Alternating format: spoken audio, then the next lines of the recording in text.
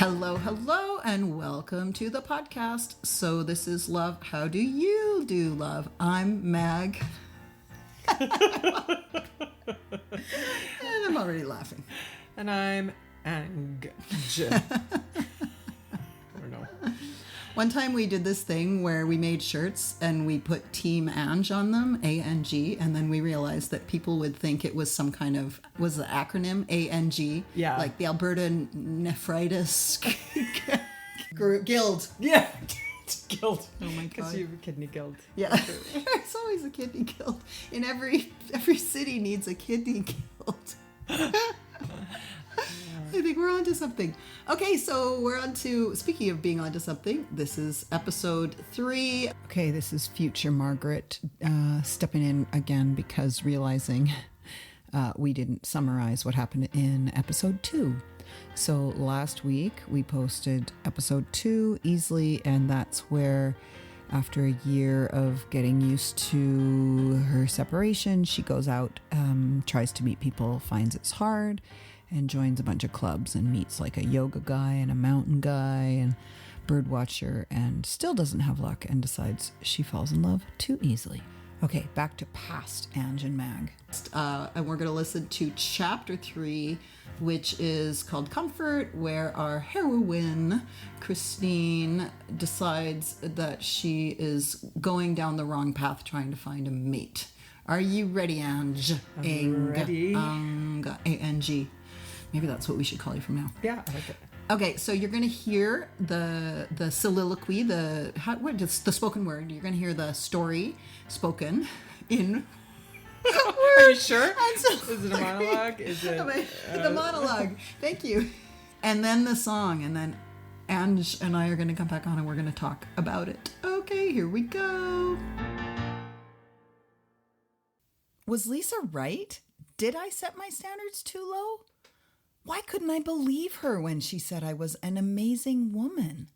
I'd always thought of myself as confident. Yet if I was so confident, how come the men I'd chosen didn't really measure up? It's almost like I needed to have someone that made me feel better about myself. This was on my mind when I was scrolling up and down my Facebook wall when I came upon a simple message. Until you truly love yourself, you will not truly love another. I felt naked and exposed, as though the Facebook algorithms had been reading my mind. I had seen messages like this before, but in this moment, it rang true. Maybe I didn't need to find love. I needed to find self-love. I Googled how to love yourself and found a quick and efficient step-by-step guide on WikiHow. Step 1, connect with your spirit. Learn to be self-aware. Self-aware, okay. So then I Googled self-awareness and read, conscious knowledge of one's own character through a mindful practice. Okay, so then I Googled mindful practice and learned it meant the psychological process of revealing one's spiritual self. So then I Googled spiritual self and read one who leads a conscious lifestyle. So then I Googled conscious lifestyle and found a promising article that suggested I start by becoming self-aware. Self-aware? I realized I'd come full circle, plus had spent over an hour on my laptop and had come no closer to learning how to love myself any better. I took my quest to the bookstore and was poring through the self-help section, considering titles such as Make Chili for Your Inner Child and Loving Love Lovingly. I settled on the hit bestseller, The Cosmo Girl's Guide to Self-Love. Chapter 1. Look like you love yourself. Part 1. Dress for success with a fresh new fashion or sassy new style. This made sense. I bought some new outfits and even got my hair done. Check. Part 2. Explore your inner vixen with some adventurous new lingerie. Although I blushed at the thought, I wanted to get it right. I found myself at the nearest lingerie store and shyly sidled up to the thong bins. I'd always been quite curious about these things. They'd become popular when I was already 8 years into my marriage and fully committed to my off-white granny fullbacks that were as comfortable as they were practical. I held one up and studied it as it dangled like a few long strands of fettuccine. Why not? I thought. I picked 3 of the most tasteful pairs, still wondering just where that longest fettuccine strand was going to ride on my derriere. I arrived home and tried a pair on. To my surprise, it was not the least bit uncomfortable. Plus, I felt quite attractive, perhaps even a little bit sexy. Later on, I almost pranced into yoga class. I was feeling so good about myself. I was majestically holding warrior pose when I eagerly sought out my reflection in the mirror. To my horror, I could see the entire outline of my thong through my yoga pants, like a thick elastic band tightly wrapped around a tube of fresh mozzarella cheese. I ran to the bathroom, peeled off the thong, and threw it in the trash. I decided I'd rather go freestyle for the rest of the class than suffer the embarrassment of appearing as though my ass had been trussed up like a chicken. I threw the book in the giveaway pile. "You need a life coach," Lisa announced over coffee. "I have a good one. You don't even have to meet her in person. Everything is done online these days, you know." Within a short time, I was on a Zoom session with my new life coach. "Christine, you are simply bored," she concluded. "Just get busy. Stop looking for love and start doing what you love." I was assigned to list 50 activities and hobbies I had never tried but always wanted to. 1 month later, I had tried many things, including kombucha fermenting, Zen garden building, line dancing, pole dancing, and trapeze swinging. But when all was said and done, I simply felt lonelier than ever. I can climb the highest mountain, I can run the longest race, I can ride my bike from here to Timbuktu. I can go alone to movies, I can drive to any place, but I don't feel any better when I do. There's no comfort, there's no comfort. I can call up all my girlfriends, I can hang with all the guys, I can even try a therapist or two. I can start another project, I can listen to a song, but I never find that thing that I can do. There's no comfort, there's no comfort. I can laugh, I can cry, I can find another guy, I can hope, I can wish, I can dream. I can fill up my cup with all things that perk me up, but it never seems to take away that deepest, deepest sadness. I can do a meditation, I can get a deep massage, I can even see my acupuncturist too. I can try a little yoga, I can sequence some qigong, I can even try a self-help workshop too. There's no comfort, there's no comfort.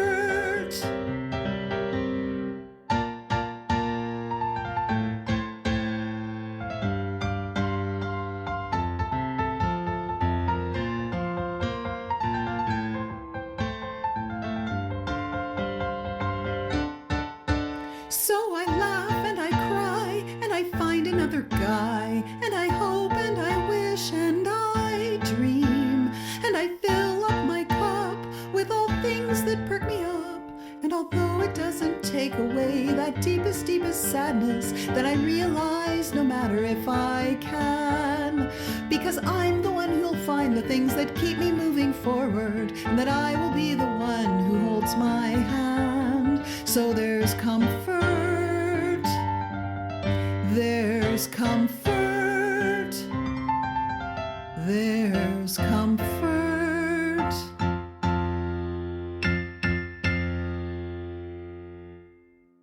It's so interesting listening to this stuff with someone and hearing myself and not being the one delivering it, because I hear so many things. And I was reflecting on how, like, this is the chapter where the laughs really start coming in, and it's got such an upbeat song. But I was thinking today, it's almost the most tragic, right? Because self-love and acceptance, is so, like, yes, falling in love too easily, like looking for men, that's one subject.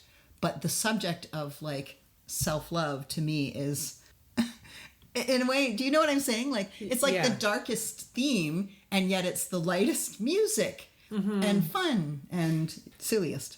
Well, can I ask you something about that? No.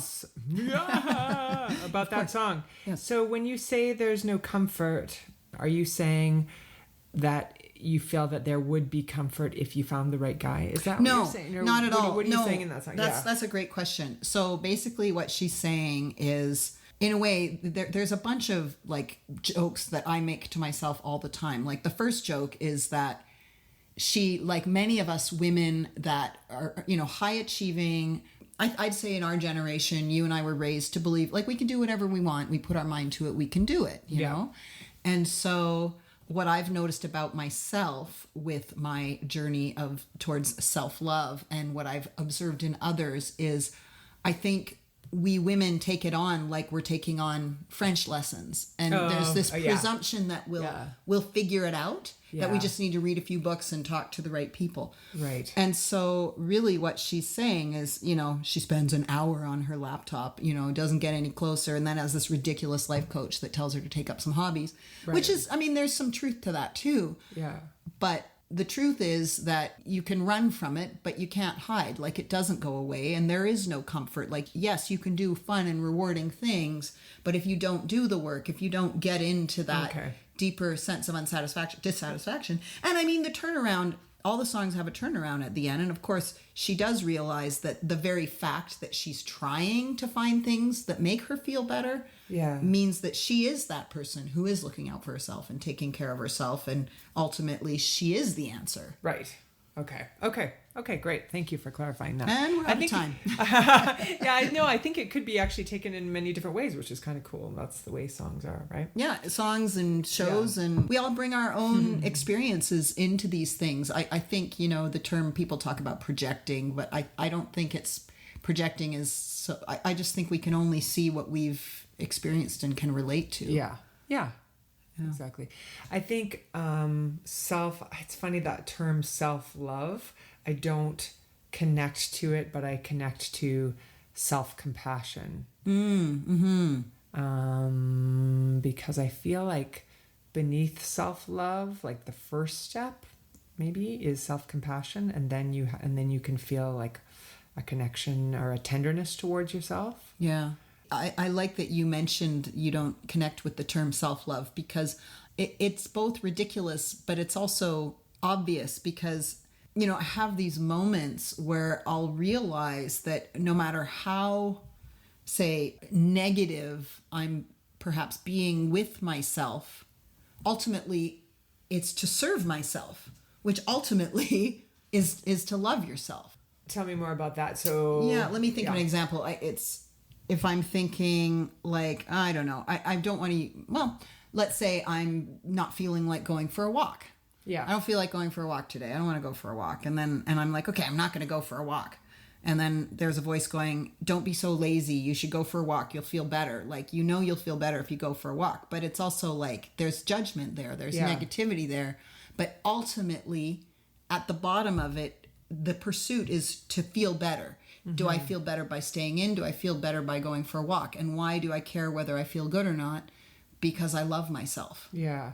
Even though my dialogue is nasty. Okay, well, the dialogue, I think, could be everything. So are you familiar with IFS? Internal Family Systems. PH. This time, that's the right acronym. Internal, that's an I. Family.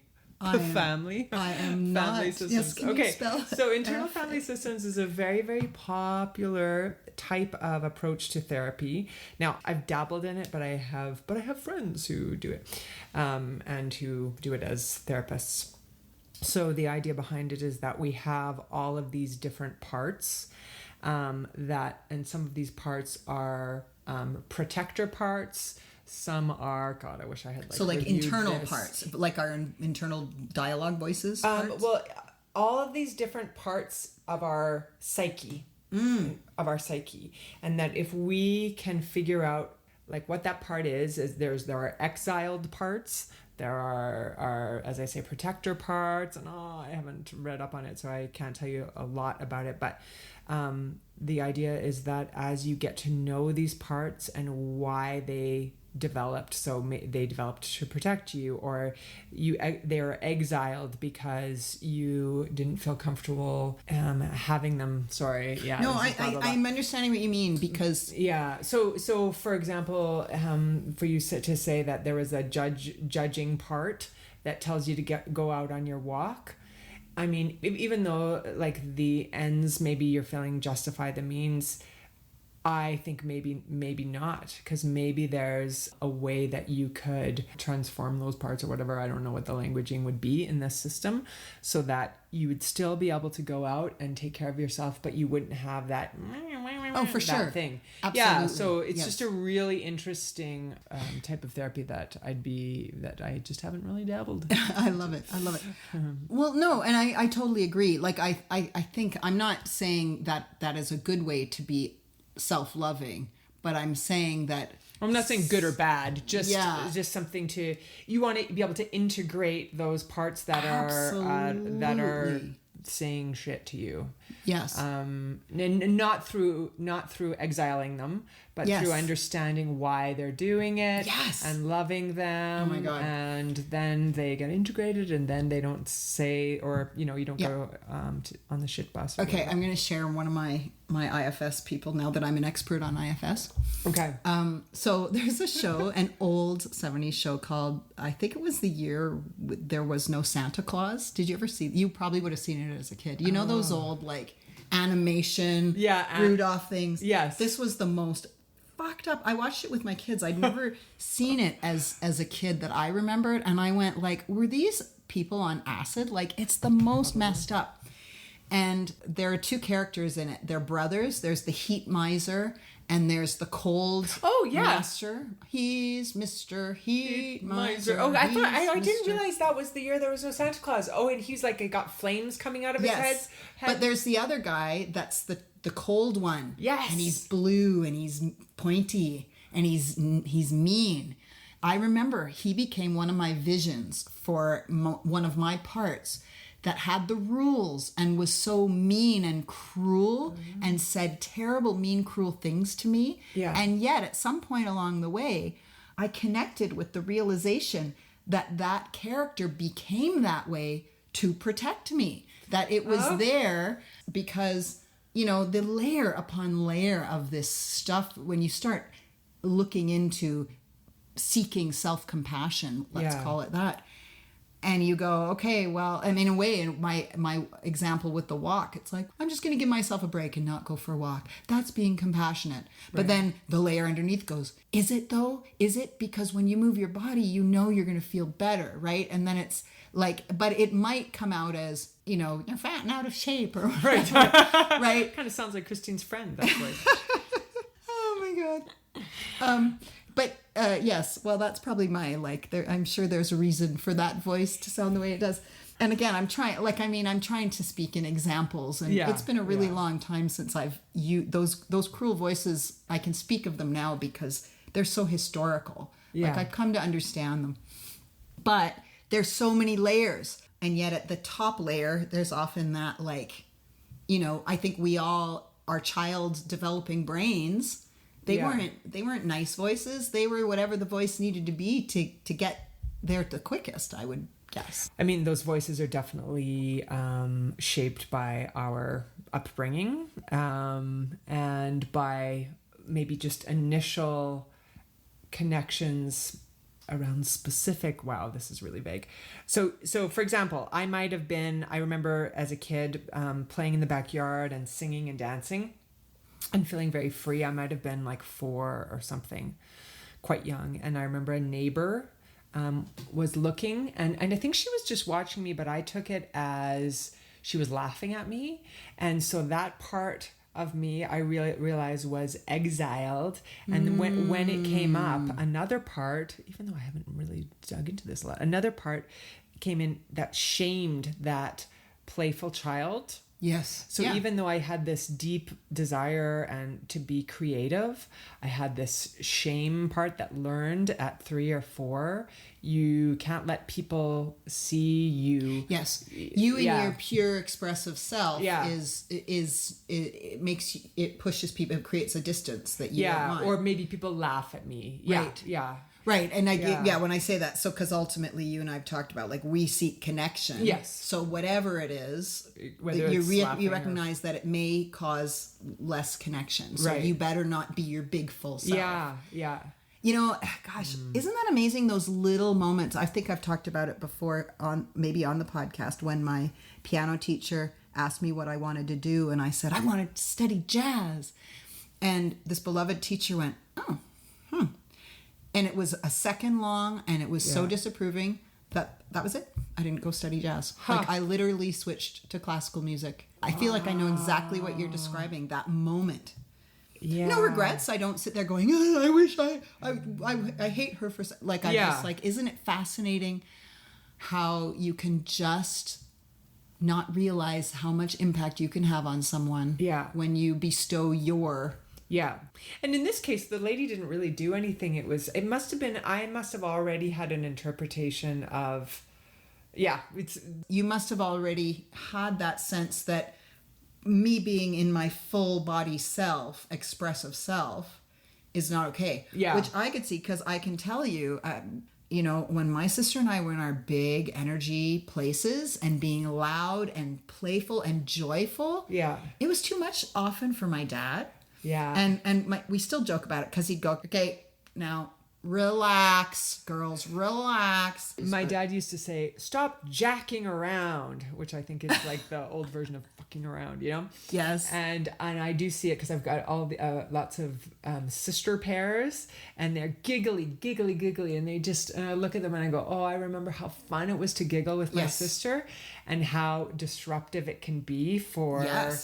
the parents. Like, it's just loud. It's like they're not even doing anything wrong. It's just freaking, it's intense. It is. I can say it's really hard on the parents, but I'm going to and that. I'm rereading To Kill a Mockingbird, which has been so interesting. I recommend anyone who read it in school, read it as a 50-year-old person, because 50 plus. Yeah. Because, like, these kids were their behavior was so controlled. And so I wonder if our parents, it wasn't just that was too much for them, but they were raised like children should be seen and not heard. Right. My grandmother said that all the time. Right. So being your big expressive self. Yeah. So, I mean, like, I guess we're not really getting too into this story, because, I mean, it's just the absurdity to me of thinking, okay, I'll just learn to love myself better, and then I won't need a man. Like, it's just ridiculous. Like, this whole, and yet I don't know about you, I've been there. How many times, I don't know about you, Angela, but I could probably count on both hands how many times I've heard something like that stupid meme saying, well, you're not really capable of loving another person unless you can go love yourself. Yeah. That may or may not be true, but that doesn't mean you're not in a relationship. Everyone's in, people in relationships all the time and figuring it out, and our lack of self-acceptance, self-compassion, whatever you want to call it. Of course, that often is what does get in the way and come into play. You think your partner's accusing you of something that they're actually not going there. It's you internalizing it yourself. Right? Yeah. So I think the meme or the advice is misconstrued, because it should actually be, you can be in a relationship, but just make sure that you're taking ownership for your shit, and you're both working on it. But it's just not as catchy. But I wonder, I'm curious, like, as to single, in quotations, women, and one who was in a long-term relationship of 12 years, our experiences. I've been complimented many times on my seal impression, Angela. You may not know this about me. It's one of my many talents in my early childhood music classes. Yep. I know your seal impression is good. It's just your record stopping that kind of sounds like a seal. I've been working on I know. Now No, I a can't. lion, It's a sea wait, lion. it's a sea lion stopping a record. I have Oh, no that was a idea good what laugh. was I gonna say. like that laugh. Okay, what were you saying? I'm blah, so blah, glad. blah. Okay, so our Okay, so are the women who are in our same age group but married, do they think about self-compassion as much as we seem to? Is it a married not married thing, or is it just a seeker non-seeker type of thing? I almost, you know what, this is neat because this was a question that came up at the end of episode 2 in the feedback. I think you almost just answered the question that we were asking about, is it different for married people? I think that when you're married, you're not asking why you're alone at all, right? So if you're not asking that question, then you're not maybe as worried about the self-improvement. Like we've bought in, I think many of us have bought in that self-improvement of whatever type is going to help us land a man. Right. Whether it's, like, I don't know, hair change in our hair or different look or fashion, or whether it's working on ourselves. I think we do tend to buy into that. Whereas I do think it's a bigger leap for a longtime married person to be seeking self-improvement to answer, they're just not asking the same questions. I think they can have the same level of challenge around self-compassion. Yeah. Absolutely. Yeah, this is where we have to have more listeners. Please call in. Tell us the answer. I'm trying to think of what are some of the ridiculous things I've done, to try and... I go back to that misguided sense of joy, excitement, dopamine hit that you think is self-love. Right. But it's actually just excitement and fun because you're having fun and doing exciting things. Yeah. Yeah, so it's super easy to love yourself when you are the way you want to be and your hair's looking the way you want it to look and you've got the right, you can, but that's not actually love. That's just sort of admiration, maybe. Or approval, yes. Yeah. Yeah, at least, so I always go to approval because I so resonate with codependency and the concept of approval-seeking behavior. And I think we just internalize, like, what will gain us approval, which is love. We've misinterpreted approval as love, you know. So I think you hit the nail on the head. But then so many men, I'll just throw this out there, I don't know if you want to keep it or not, but will say, like, I really liked it when in the beginning you showed me you cared about me by wearing these outfits. Well, I did notice that you curled your hair today, Angela. So I put it in is there a reason for that? Were you up early for someone I today, wasn't. Angela? So I slept in these things. Yeah. And it was for myself, just for fun. Well, I want to speak to that voice because I feel like I've made a profound shift that was such a micro shift around this whole subject around love and self-love and how we talk to ourselves. And I think it can be just this tiny adjustment. And maybe our quest for self-love seems too great. Like maybe we think we're supposed to be like at the top of Mount Everest and we need to go through all kinds of trials and tribulation. But could it be as simple as Angela saying, I like how I look when I curl my hair. It's kind of fun to take that extra time before I go to bed tonight, and when I get up tomorrow, I'm gonna have curly hair, and I'm gonna feel good. That's to me a loving gesture. Yeah. And for me, it's you and I talk about eating. I'm pretty open that that's one of my greatest challenges in life is eating, and the game changer for me came when I went.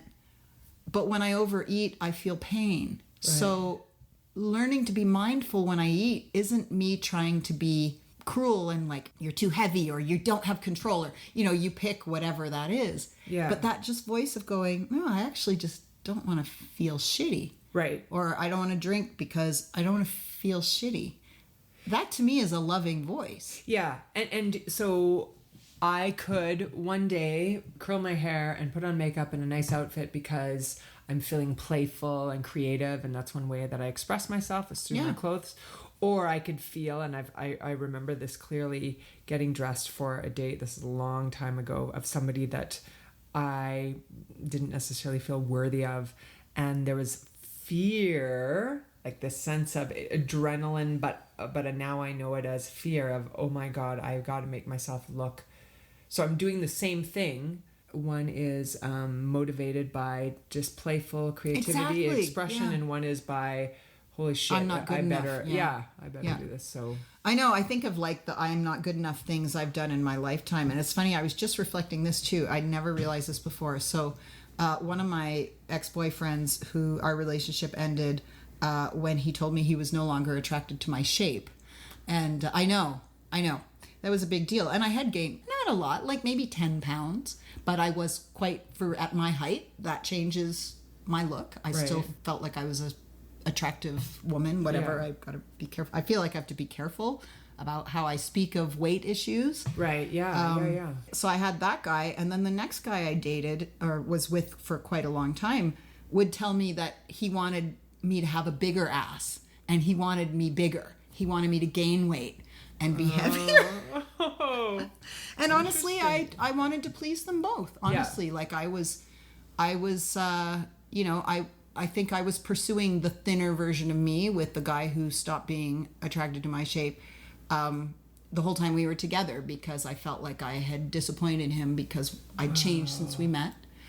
And those were my words, right? Yeah. And I probably fed those to him. So maybe it made it easy for him to one day say, oh, by the way, all that stuff you've been worried about all these, this time, it's true. I am no longer attracted to your shape. And then the other guy, I got heavier than I wanted to be and was comfortable being. And I overate. Because, overeating can feel fun at the time because food is so good. Yeah. Yeah. Just losing yourself to become what the other person wants you to become. Yeah.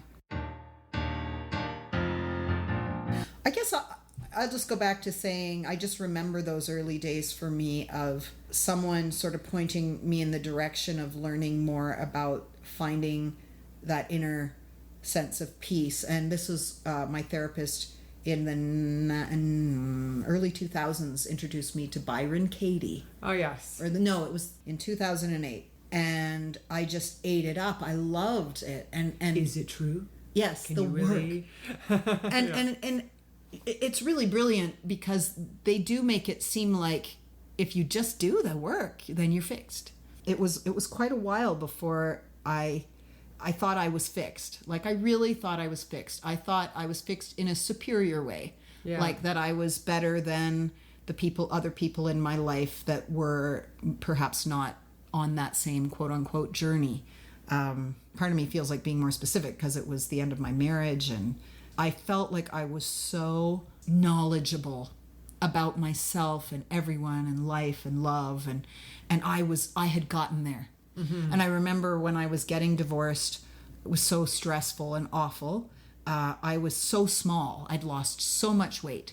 I could eat whatever I wanted, but I didn't feel like eating, and I was teeny tiny. And you know what I would think? I would think, I'm finally embodying my real self that I was meant to be. I was meant to be this 122-pound woman because I've shed my life of all these things and I found self-love.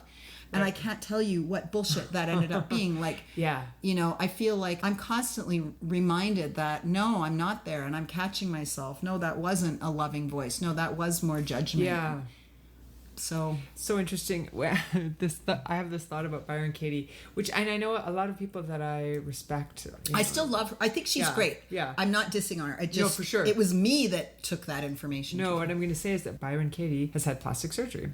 So in her later years, I've wondered about that. She's had a facelift and blah blah blah, and so I guess, as I said before, it could come from I want this to be expression because. For me, who hasn't, completely accepted myself, I would say I spend more time, money, and energy on making myself acceptable in terms of my appearance because I don't feel that. So it's curious to me that a Byron Katie who is a fully realized person, according to many people, would feel that need to have that front of this perfect package. So I'm just curious, is that maybe there's just and as a lot of spiritual teachers will say, there's never an end to your development. So maybe she came up against this part of her ego that needed to be like, we often want our teachers, our female spiritual teachers, to look like angels and look beautiful, and or something like that. I don't know. No, I love what you're saying. Yeah. I have two thoughts on that. Did she get her plastic surgery prior to her? No, after her. So she's had it since Yes. the cockroach walked across her Yes. face. Oh, yes, okay. yes. And she woke up and became Yeah. enlightened. Okay, so that I was curious about. But, I've thought about that a lot too, because as we've spoken of in the past, I certainly do think about my appearance. Yeah. I joke about my public all the time. I've got to look good for my public, which is, it's ridiculous. I do it to make fun of myself. I struggle with this all the time. If I was truly enlightened and loving myself, couldn't I go out with no makeup on and not worry about what I looked like? And I have to think about that all the time. Because to me, the loving voice is, but I'm not there yet. I'm working on it. And I need to do whatever I need to do to feel good and comfortable when I'm out there, because that's the loving gesture.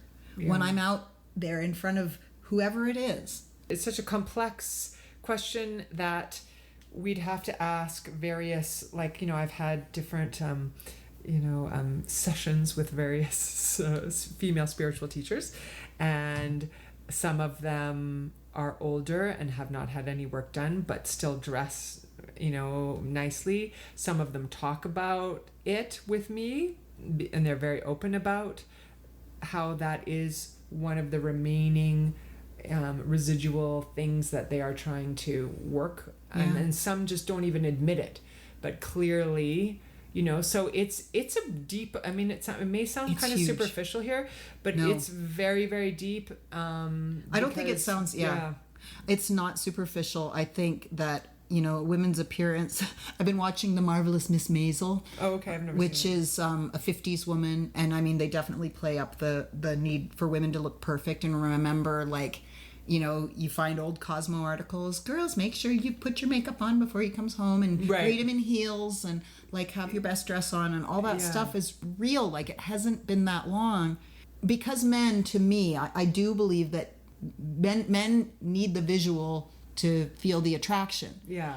But I do feel like women have misconstrued it and made it into a version that men don't even really care about. Yeah. And yet, because of Take that, lip filler, I don't think men find really, well, we'll have to ask the men, but I don't think they find that. I just heard most men say they find women without makeup more attractive than women with a lot of makeup. Of course, what they think of as no makeup Yeah, is somebody they don't who always has, know. Yeah, they don't I actually had a guy ask me on our meet and greet, or maybe it wasn't on our meet and greet. We were dating for a couple of weeks, maybe even more. And he was like, I need to ask you a question. He's like, because we'd met online. He goes, Yeah. in your profile picture, there's pictures of you without makeup, and there's pictures of you with makeup. And then he was like, and then when I met you, you were wearing makeup. And I was like, yeah. And I was like, he's like, This well, is what? funny. Well, what, and I think I think that it's actually a thing. Men look for women that don't wear makeup. And my main picture was me. I was cross-country skiing that day. Yeah. I had a big smile on my face. I was in the sun. My eyes were really blue. They really popped. And I was wearing no makeup. But I looked so happy and myself. I'm like, yep. And then there were pictures from my show. So I was covered in makeup. Yeah. And then there were pictures of just my everyday self, which is a very small amount of makeup. And I just remembered realizing that actually was something he was worried about, that I was misrepresenting myself and who was the real me. I wish I could ask him what one did you want? Is there one that you yeah. Well, my sense was that he preferred the non-makeup thing. Oh. Yeah, that was what appealed to him. And then he was worried that I actually wore makeup, and was I being honest or whatever. Oh my God. I know. So that was a little side story. No, I think it's a huge thing. And I mean, all that, again, that stuff seems so light, but if you know me well enough, my joke about the thick elastic band, when you're someone and you have weight issues and you feel like with age, I don't think it matters how thin you are, our skin gets softer and softer. And, I was just joking with a woman at the pool. We were talking about buying bathing suits, and I was making a joke that my bathing suit was falling off when I was going into the pool because it would get wet, because I'm buying it large enough that it doesn't dig in to my loose skin. So it looks good when it's dry, but as soon as I go in the pool, it starts like hanging down. And it's ridiculous. But, you know, again, these seem like superficial things, but I want to look my best. I don't want people to see elastic digging into my skin at the pool. Yeah. But I also don't want to see my pants falling, my bikini bottoms falling off. So, you know, I'm walking out of the pool holding my bathing suit on properly. It's like, it's ridiculous. Mm-hmm.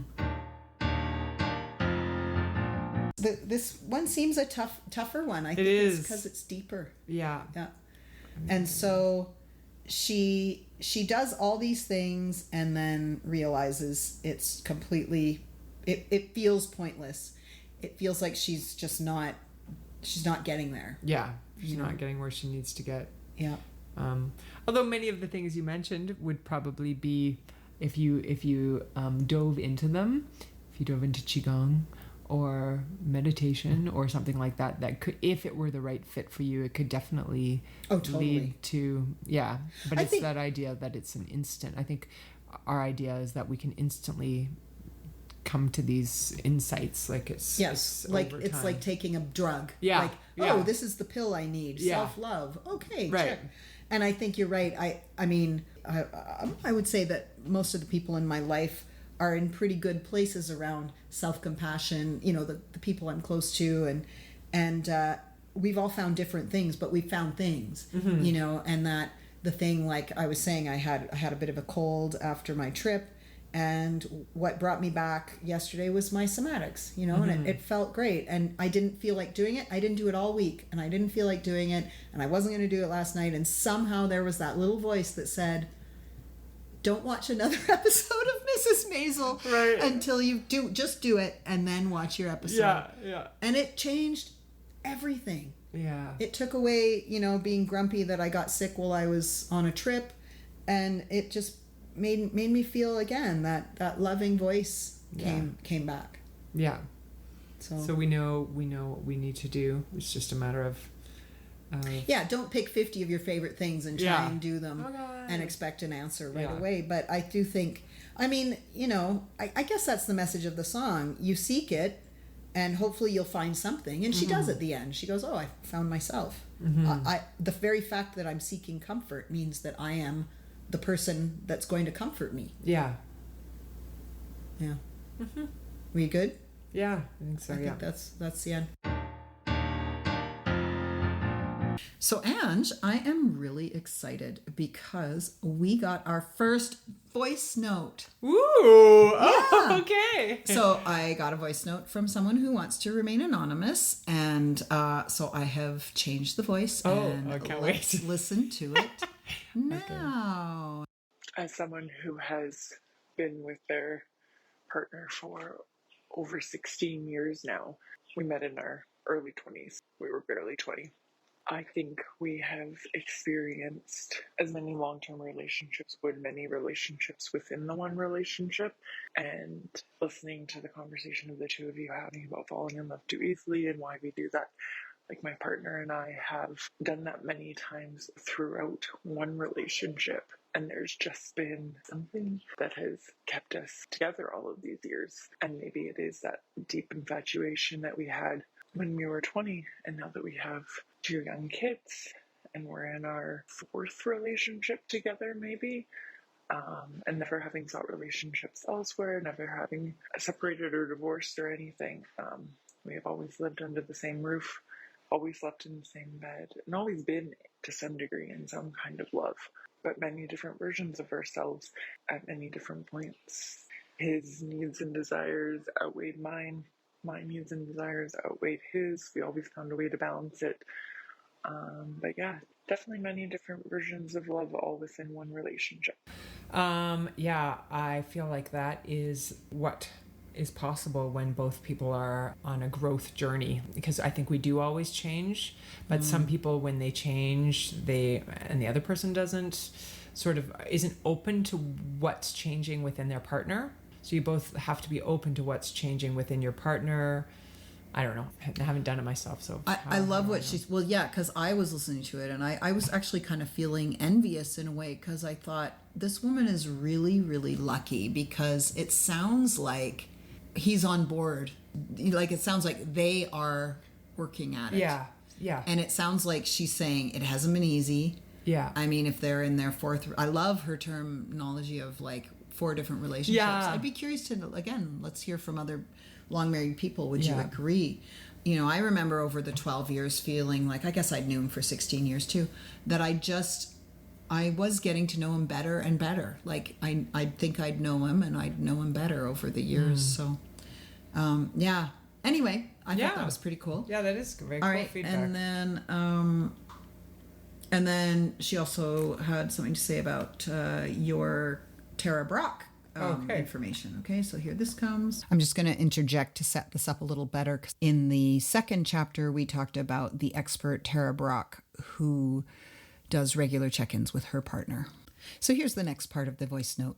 In regards to Tara Brock, what her and her partner do, it has actually recently been suggested to me and my partner that we get curious about each other every day, to not go to bed each night without asking each other something new about each other at some point. It's really, really freaking hard at the beginning, but it's actually a beautiful practice to check in both with your own self and your partner.